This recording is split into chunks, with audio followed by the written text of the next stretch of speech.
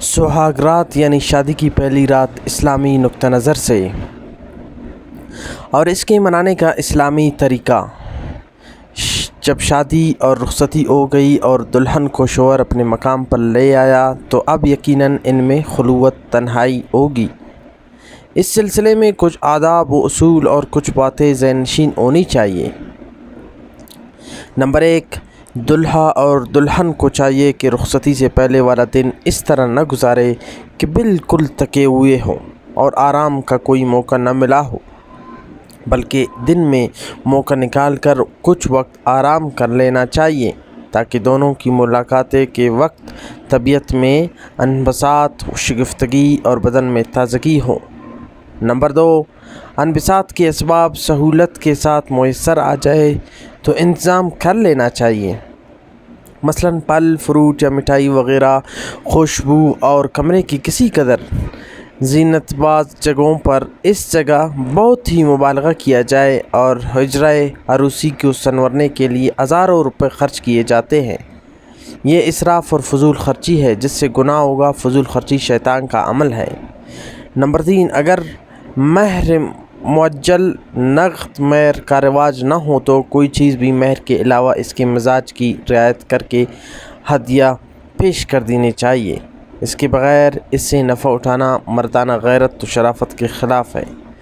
Number 4, पहली मुलाकात में कलाम व गुफ्तगू से पहले अस्सलामु अलैकुम व रहमतुल्लाह, तुम पर अल्लाह की सलामती और रहमतें हों कहें और फिर औरत की पेशानी और इसके बालों पर हाथ रख कर ये दुआ पढ़े, अल्लाहुम्मा इन्नी अस्अलुका मिन खैरिहा व मिन खैरि मा फ़ीहा व खैरि मा जबलतुहा अलैहि व अऊज़ु बिका मिन शर्रिहा व शर्रि मा फ़ीहा व शर्रि मा जबलतुहा अलैहि। अल्लाह, मैं इस औरत की खैर भलाई का और जो खैर आपने इसमें रखी है, जिस चीज़ पर आपने इसे पैदा फरमाया है, सब का सवाल करता हूँ और औरत के शर से और औरत जो शर और बुराई इसमें रखी हुई है और जिस शर पर आपने इसे पैदा फरमाया है इससे आपकी पनाह चाहता हूँ। नंबर 5, ये भी आदाब में दाखिल है कि अवलन वज़ू करे, फिर 2 रकात सलातुल हाजात पढ़कर खैर बरकत और तवाफ़ुक़, मोहब्बत, पाकीज़गी के साथ दवाम बका नए साले औलाद की उसूल के लिए दुआ की जाए। नए सल्फ़ सालिहीन और बुज़ुर्ग का यही अमल मिलता है। वो 2-4 रकात पढ़कर अल्लाह ताला से दुआ भी करते, फिर मौके के मुनासिब अपनी दुल्हन के सामने जो निहायत ज़ेब व ज़ीनत और बनाव सिंगार करके आती है, दुनिया की बेवक्ती और बेसुबाती, माल दौलत के बेकीमत होने का तज़किरा करते हैं ताकि माल की मोहब्बत कम हो और दुनिया दीनी रुख पैदा हो, और फिर साथ साथ अपने ताल्लुकात और मोहब्बत और निकाह से पहले हर तरह की बेगानगीत और निगाह के बाद बेतकल्लुफ़ रिश्ता और ताल्लुक़ का तज़किरा और मोहब्बत की बातें करे। इस बात का ज़रूर ध्यान रहे कि ज़ौजैन शादी से पहले अजनबी और बिल्कुल गैर मानूस थे, आपस में किसी किस्म का कोई ताल्लुक़ नहीं था। अब जब निकाह के ज़रिए ताल्लुक़ पैदा हुआ तो ज़ाहिर है कि एकदम से वो पूरी तरह मानूस नहीं हो सकती, न खुल कर सामने आ सकती है। इसलिए जमा और सोबत में जो इस ताल्लुक़ की आखिरी कड़ी है, जल्दबाजी हरगिज़ न करनी चाहिए, बल्कि एक आधी शब तो इससे फ़कत अनसीत हो, मोहब्बत और खुशतबी की बातें हों, फिर आहिस्ता आहिस्ता इसे अपनी तरफ माइल और अपने करीब करे। और सोबत तो जमा के लिए तो सारी ज़िंदगी पड़ी है, लेकिन अगर इसमें इंतहाई अजलत से काम लिया गया तो कई तरह के नुकसानात का अंदेशा है।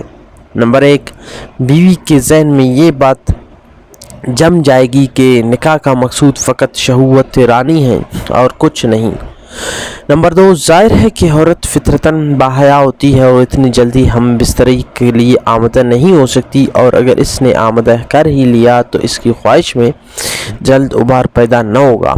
इसलिए मर्द के पहले फारिग हो जाने पर इसकी ख्वाहिश नातमाम रहेगी और इसे कोई लज्जत महसूस न होगी।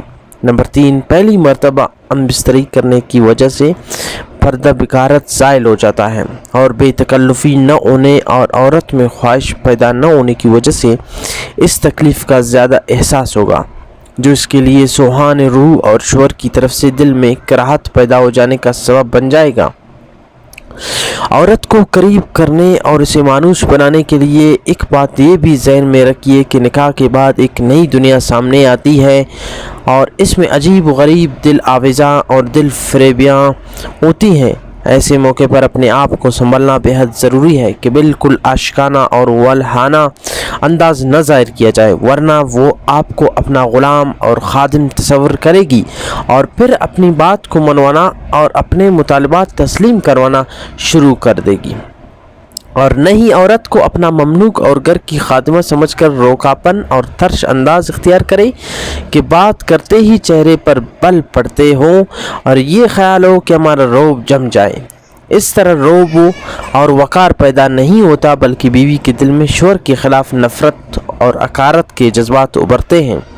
عورت گھر کی ملکہ عفت بن کر آ رہی ہے، فطری طور پر محبوبہ بھی ہے اور آپ کی رفیقہ ہے حیات بھی، آپ کے اندرونی کاموں میں معاون مددگار بھی، اس لیے محبت و الفت کا بھی اظہار ہو، ساتھ ہی اپنا وقار و مقام بھی ملحوظ رہے۔ اس سے طبیعت میں شگفتگی پیدا ہوگی اور آپ کا قوام و حاکم ہونا بھی ملحوظ نظر رہے گا۔ جزاک اللہ۔